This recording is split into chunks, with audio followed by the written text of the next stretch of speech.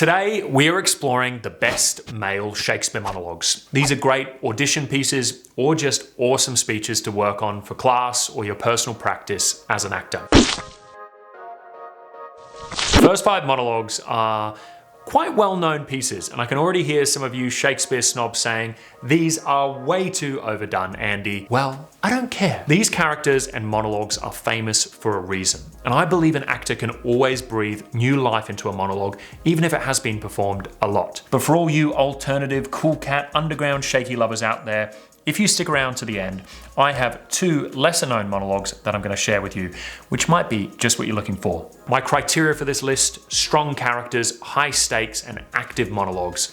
Let's get started. First up on the list is the iconic Edmund monologue from King Lear. This is featured early in the play, Act 1, Scene 2, and is a classic soliloquy, meaning Edmund is talking with the audience. It's got so much in it. It's dark, gritty, but oozing with Edmund's arrogance. "Thou nature art my goddess. To thy law my services are bound.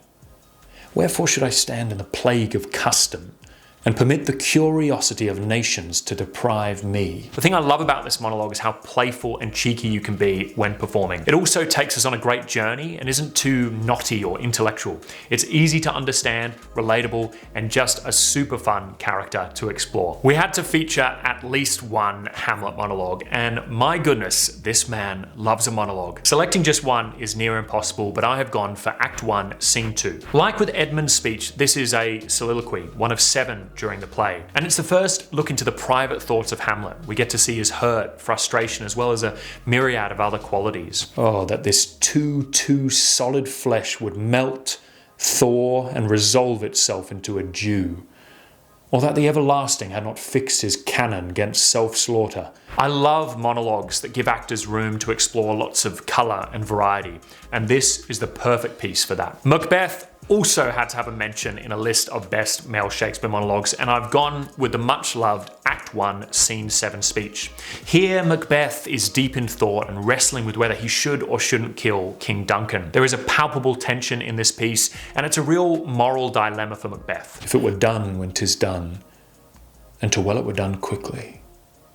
If the assassination could trammel up the consequence and catch with his surcease success, but this blow might be the be-all and end-all here." Though it's very internal, there's a more kind of concrete desire to achieve a result, unlike Hamlet, who's perpetually in deliberation. It's a great high-stakes speech full of inner turmoil, and it's a gift for any actor. This next monologue is slightly less popular than some I've already mentioned. It's from Act 3, Scene 2 in Richard II. This was one of Shakespeare's earlier plays, meaning the language is generally a little bit easier, and for me, it's always been a favourite. "No matter where, of comfort no man speak.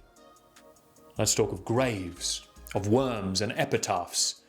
Make dust our paper, and with rainy eyes write sorrow on the bosom of the earth." Now, Richard can be interpreted in many different ways, but I see some early sparks of Hamlet. He's a poet king, and though a touch self-indulgent at times, he loves language. This monologue is full of wonderful poetry, and it gives you a chance to show the vulnerable side of a king and lean into the pathos and the melancholy of this fascinating character. Finally, we have another of Shakespeare's marvelous villains, Iago. Like Edmund from King Lear, we love Iago independent of his rather ruthless, evil leanings. He wins us over again and again with his charm. Here in his famous Act 2, Scene 1 monologue, he shares with us his plan for the demise of Othello. This monologue is very active, and again, it's a chance to show your playful side in performance. "That Cassio loves her, I do well believe it. That she loves him, 'tis apt and of great credit. The more, howbeit that I endure him not, is of a constant, loving, noble nature, and I dare think he'll prove to Desdemona a most dear husband." So often Shakespearean work becomes too earnest and serious, and I think this monologue gives you a chance to be more free and playful and just explore this wonderful character. If you are enjoying this video, make sure to like and subscribe so you can keep up with all of our amazing acting related content. Now, back to the monologues. Now we turn to the pieces for the cool kids. I don't believe I've seen either of these monologues ever performed in an audition, but they are both terrific. They are short, sharp, and simple, which is really, really important when you're doing a lesser known piece, as you want to make sure that it doesn't need kind of too much context. Otherwise, you're going to leave the audience really confused and perhaps feeling a bit ostracized from the work. This first piece is Valentine from Two Gentlemen of Verona. Valentine has just been banished from Milan, and thus from his love, Sylvia. In this lovely moment, he shares his feelings with us. For him, the idea of being banished is akin to dying, as losing his love is as bad as dying. And why not death, rather than living torment?